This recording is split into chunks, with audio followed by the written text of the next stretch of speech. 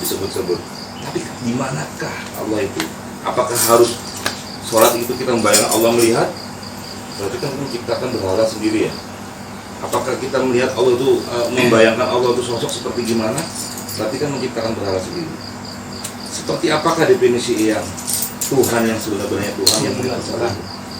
Mungkin bukan pertanyaan ini lebih di agar lebih bukan, agar ada keterlibatan yang lain. Mungkin yang lain bisa bertanya lagi seperti yang berkaitan dengan ini. Silakan. Biar semakin mengerucut yang dicoba. Tenang, yang Pak. dengan ini. Iya. Ya. Ini pertanyaan dari dulur yang datang. Iya. Pertanyaan. Apa gitu nih? Aduh. Baca deh. Pertama, apakah manusia bisa menentukan nasib atau takdirnya sendiri? Terus yang kedua, Berapa aja? yang kedua itu ini universalitas, nanti yang jawab siapa ya? Ya. Apa dalam rukun iman kan tertulis ya apa saja percaya kepada Salah satunya yang dipertanyakan apa? kan masuk itu. Ya. Terus tanya lagi, siapa yang membuat rukun iman? Yang kedua. Terus pertanyaan yang ketiga, apa konsep dari alum halim kalau mesti pun dekat. Yang lainnya Yang lain? biar artinya pertanyaan semacam ini bukan hanya dari satu orang aja, tapi dari beberapa orang. Menggaling itu bisa jadi dunia Ayo, juga lagi. singulia. Ayo, pertanyaan. Dikemas yang baru tadi.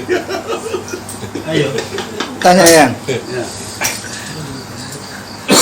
tadi kan dia ini bilang kayak kan ada tiga ya tadi ya, kita melihat, terus sejatinya kita melihat yang setelah akibatnya tadi kan. Nah, bagaimana cara kita bisa merasakan yang sebetulnya diri kita sendiri, kayak yang sebetulnya hati kita yang bilang sendiri. Terkadang kan kalau kita berpikiran kok pikiran gini, timbul pikiran baik gini, yang buruk gini. Nah, yang apa ya, yang mencari yang sejatinya, yang hati yang bicara ini bagaimana? Yang lain?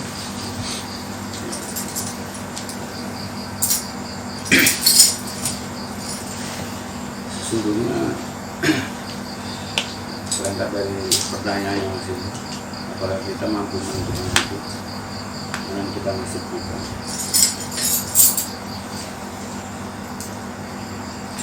Untuk mampu menentukan nasib kita, otomatis kita harus tahu persis siapa diri kita, potensi apa saja yang kita miliki, dan bagaimana cara menggunakan potensi-potensi itu, dan bagaimana cara mengembangkan potensi-potensi itu. Orang-orang yang tidak mampu menyadari dirinya, jelas tidak tahu bagaimana menentukan hidupnya, maka kehidupan itu menjadi seperti kalau kita nonton sepak bola. Ya. Di dalam sepak bola itu ada apa? Satu, bola. Dua, pemain. Tiga, wasit. Empat, penonton. Tinggal sampai menempatkan diri di mana itu. Kalau orang yang bernasib seperti bola itu ditendang sana, ditendang sini, dia hidupnya selalu lari ke sana, lari ke sini. Dia nggak tahu bagaimana menentukan hidupnya. Karena bola nggak tahu siapa dirinya. Bola nggak tahu apa yang disebut permainan. Bola nggak tahu hukum, bola nggak tahu apa-apa. Dia hanya menjadi objek kehidupan, menjadi korban. Apakah kita termasuk bola itu? Itu kan kita bisa bertanya. Jadi dalam permainan itu kan ada dua, kita ini yang dipermainkan atau yang bermain. Karena syarat untuk bisa bermain adalah tahu peraturan. Ya, syarat untuk bisa bermain adalah tahu peraturan. Bola nggak tahu peraturan, bahkan tidak tahu siapa dirinya. Karena dalam permainan itu harus ada aturan. Tanpa peraturan nggak ada permainan, ya kan? Coba dalam bola nggak ada aturannya sama sekali, bisa bermain. Nah di sana kalau kita sudah sadar, kalau kita ingin sadar jadi pemain bola, kita harus tahu aturan. Tapi di tingkat kedua, orang-orang yang sadar sebagai pemain, mereka saling bertarung satu dengan yang lainnya. Di sana ada kalah dan menang, ada jatuh dan bangun. Seperti orang berjudi, saat ini kalah, mungkin besok menang, dan selalu seperti itu. Jadi kehidupannya pun juga nggak jelas. Kemudian yang ketiga adalah wasit. Jadi ketiganya adalah wasit. Wasit itu yang selalu penuh dengan peraturan, tapi wasit tidak melakukan apa-apa. Jadi posisi kita itu ingin di mana? Gitu. Posisi yang sebaiknya harus kita pilih adalah sebagai penonton. Mampu menikmati semua permainan dengan sebaik-baiknya. Tapi penonton yang sebenarnya nggak ada sekarang. Mereka sebetulnya banyak di antara mereka tuh bukan penonton. Ya, mereka tuh pemain yang tidak kesempatan bermain. Yang kemudian jadi penonton tapi ikut emosi, memihak salah satu tokohnya. Jadi bukan penonton yang asli. Menjadi penonton yang asli itu bagus. Kita hidup hanya penuh syukur. Banyak permainan dalam hidup ini kita nikmati. Banyak hal yang bisa kita pelajari tanpa harus berperang, tanpa harus dipermainkan. Gitu kan? Jadi mengenal diri jelas penting sekali. Penting sekali supaya kita tahu persis bagaimana seharusnya kita dalam hidup ini. Kalau kita nggak tahu potensi kita, maka kita pun tidak tahu bagaimana menentukan hidup.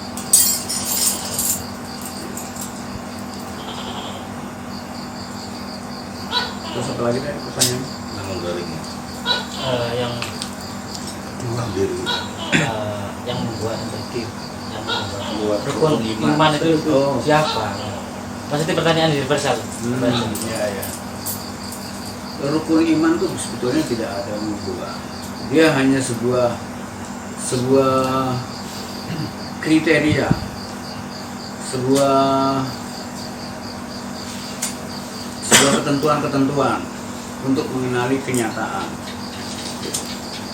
Jadi rukun iman itu sebetulnya adalah rukun yang mengajarkan kepada kita bagaimana mengenali kenyataan.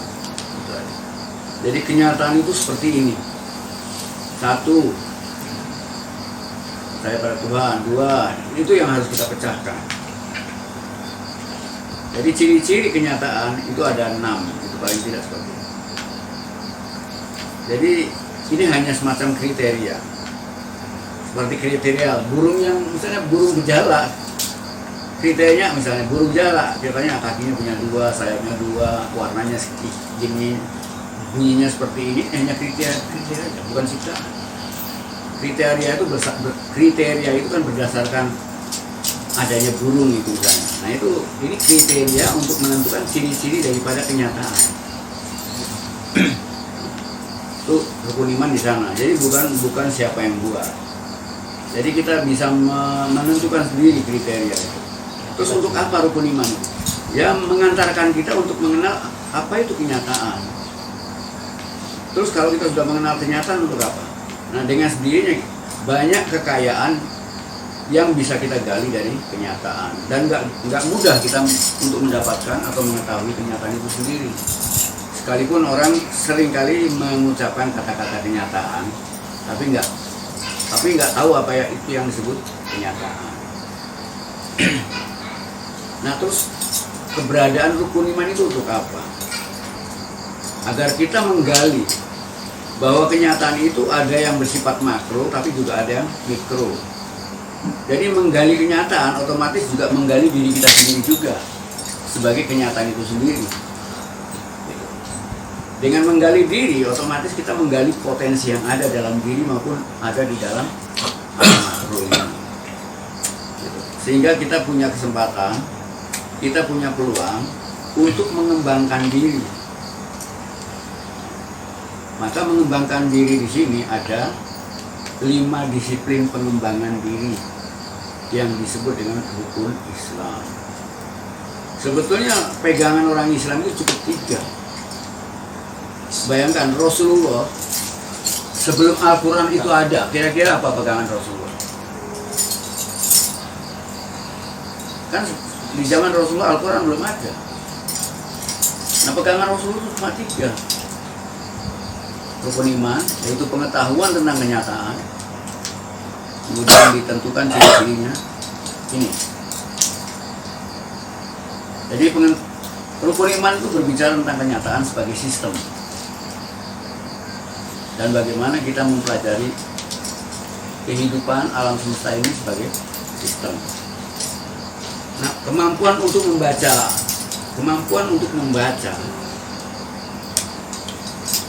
rukun iman ini dibutuhkan yang namanya Al-Fatihah. Jadi pegangan Rasulullah itu ya rukun iman, Al-Fatihah, dan rukun Islam. Jadi Al-Fatihah itu adalah merupakan bagaimana caranya kita menggali kekayaan yang ada di dalam rukun iman.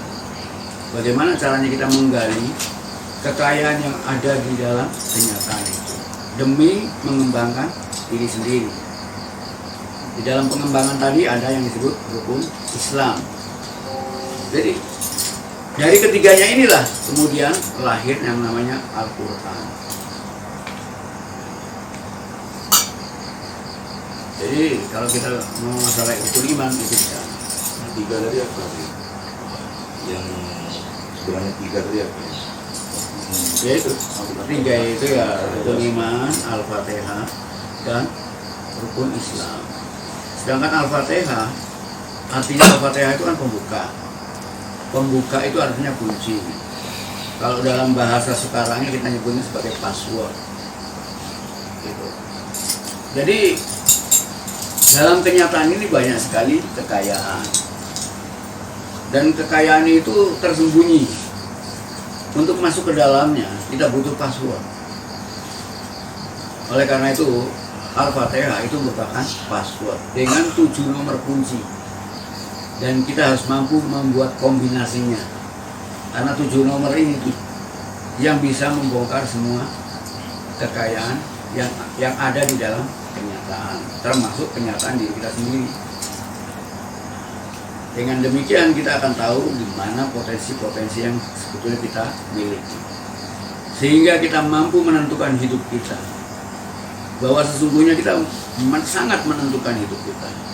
Manusia punya kebebasan penuh untuk mengatur dirinya, untuk menentukan dirinya, untuk mewujudkan apa yang menjadi cita-cita dan keinginan.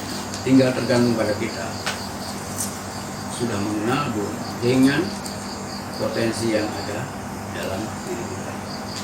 Dan bagaimana pengembangannya dalam rukun Islam itu ada. Maka rukun Islam itu harus dipecahkan dengan sebaik-baiknya. Rukun iman juga harus dibongkar dengan ke-6.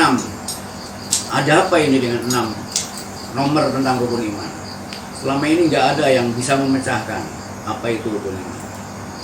Begitu juga apa itu rukun Islam. Jadi karena pertanyaannya di situ, yang batasi di situ. Kalau mau lebih jauh, yang akan jelaskan lebih jauh. Monggo. Apa lagi tadi? Manunggaling.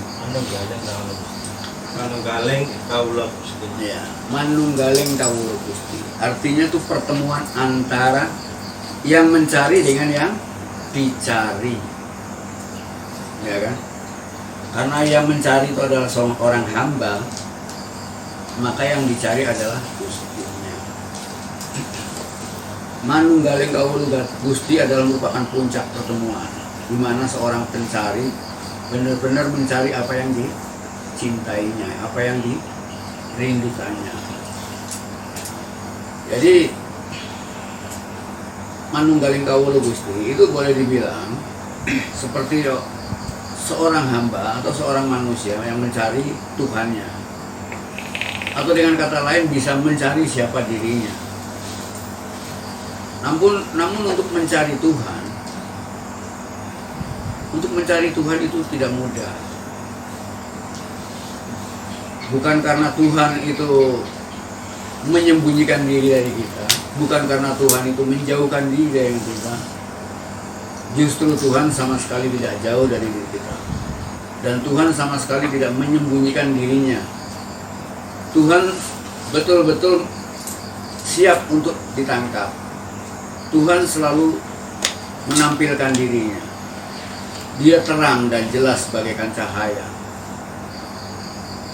Hanya manusia tanpa disadarinya telah membuat batas-batasnya sendiri, sehingga manusia tidak mampu mengetahui dan mengenali Tuhan.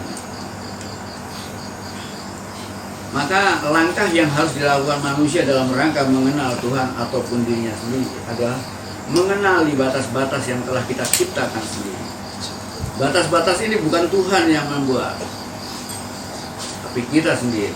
Dan batas yang paling sulit dihancurkan adalah batas yang kita ciptakan melalui pikiran, melalui keyakinan, perasaan, dan pemahaman, termasuk batasan dari tubuh kita sendiri. Jadi ada empat batasan. Setiap batasan ini harus kita hancurkan. Setiap batasan yang berhasil kita hancurkan, berarti kita akan mengalami yang namanya pertemuan. Karena dinding pembatas ini yang membuat Gusti menjadi jauh dari kawulonya, itu kan. Nah, jadi manunggaling kawulo Gusti adalah ketika kita mampu menghancurkan batasan-batasan tadi, maka di situ kita akan bertemu. Namun itu baru pertemuan pertama yang disebut dengan manunggaling kawulo Gusti. Masih ada pertemuan-pertemuan lainnya, ada 4 pertemuan. Jadi manunggaling kawulo Gusti itu baru pertemuan pertama, dan itu pertemuan yang paling rendah. Masih ada pertemuan selanjutnya. Bahkan sekalipun manunggaling kawulo Gusti sebagai pertemuan pertama, tidak banyak orang yang mengalaminya, hanya sedikit saja. Banyak di antara mereka hanya bisa menduga-duga, merasa-rasa, tapi sebetulnya belum mengalami itu semua. Jadi seperti itu. Tadi yang ada lagi yang masih tadi Pak? Udah. Bertanya tentang masalah yang seperti apa menunjukkan kemurnian yang dari dalam tadi tanpa proses. Kira-kira dari kata-kata saya ada sedikit terjawab Bang? Ada sih. Hah? Ada ya? Terjawab semuanya atau ada yang belum? Sudah terjawab. Mungkin untuk yang kedua sampai keempat itu disebut juga. Hah? Disampaikan juga. Yang tadi ya. Yang Pertemuan selanjutnya itu harus dialami. Harus dialami dari tingkat pertama. Ya. Jadi setiap orang harus mengalami dulu. Dan dia nggak mau memberitahukan pertemuan selanjutnya. Karena ini rahasia. Rahasia ini sebetulnya tidak memberikan efek apa-apa. Hanya kalau rahasia ini diberitahukan, akhirnya semua orang bisa bicara. Semua orang bisa bicara padahal belum mengalaminya. Sama seperti manunggaling kawulo Gusti, semua orang bisa bicara, tapi apakah sudah mengalami? Banyak yang belum. Nanti kalau yang bongkar semua pertemuan tadi, semua orang bicara. Tinggal kalau ada orang yang karena pengetahuan itu Hyang pegang, maka Hyang bisa tahu kalau orang ini hanya pintar cerita, belum mengalami. Maka rahasia itu tetap Hyang pegang untuk mengetahui. Ya, bukan berarti merahasiakannya, tapi dalam rangka untuk menjaga. Sekarang tuh banyak orang yang belum mengalami bisa ngomong. Jadi Hyang hanya ingin mengajarkan pada orang, ayo alami sendiri, ikuti ini jalannya gini, jalannya ini. Jadi dia nggak mau menceritakan gagasan-gagasannya, tapi Hyang ingin mengajak lebih jauh untuk mengalaminya. Jadi ada 4 jalan untuk mengalami. Pertama kita mendengar, ya. Kedua kita mencari. Ketiga, kita menyaksikan. Keempat, kita harus mampu mencapai kebenaran. Yang pertama itu yang disebut dengan ilmu yakin. Yang selanjutnya itu yang disebut dengan ainul yakin sampai ke hakul yakin. Jadi 4 langkah itu harus dicapai. Tinggal sekarang tergantung pada sampai ingin praktek untuk mencapainya atau sekedar hanya senang dengan berwacana saja. Kalau hanya berwacana saja, baca buku aja di Gramedia banyak, baca saja di Google itu banyak. Apakah itu bisa menuntun atau tidak? Yang hanya ini ayo kita praktek, buktikan sendiri. Kita yang punya jalan yang cepat. Karena Pak yang bilang jalan cepat, masing-masing guru ditutur, pembimbing itu beda-beda cara.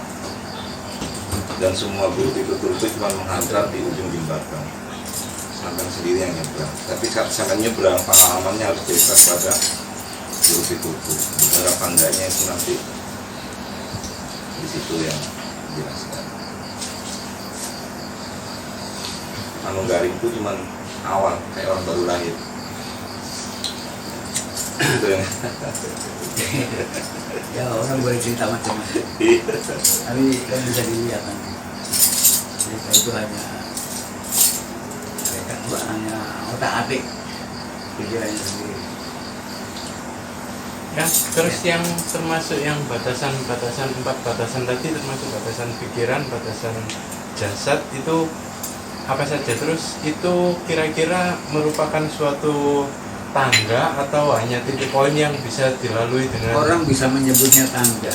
berarti ada Tapi urutannya. sebetulnya itu dinding pembatas. Dinding pembatas. Karena Tuhan tidak berada di tingkat yang atas, seolah-olah kita naik tangga ke tempat Tuhan yang tinggi. Enggak. Itu Berarti tempat hanya pembatas titik poin ya. ya. Dan sebetulnya yang terkurung oleh pembatas itu kita, bukan Tuhan. Muhammad. Ya. Seolah-olah kita mengetuk pintunya Tuhan. Yang kita ketuk itu pintu kita sendiri, pintu yang mengurung kita. Tuhan itu nggak ada dalam ruangan, Tuhan tidak ada dalam kurungan, Dia tidak menyembunyikan diri. Batasan-batasan tadi kita ciptakan sendiri. Batasan yang paling kuat tadi ya pikiran, ya. Tubuh dengan panca inderanya, pikiran dengan pengetahuannya, perasaan dengan keyakinannya. Jadi tubuh dengan panca inderanya, pikiran dengan pengetahuannya, perasaan dengan pengalamannya, dan pengetahuan dengan keyakinannya. 4 batasan.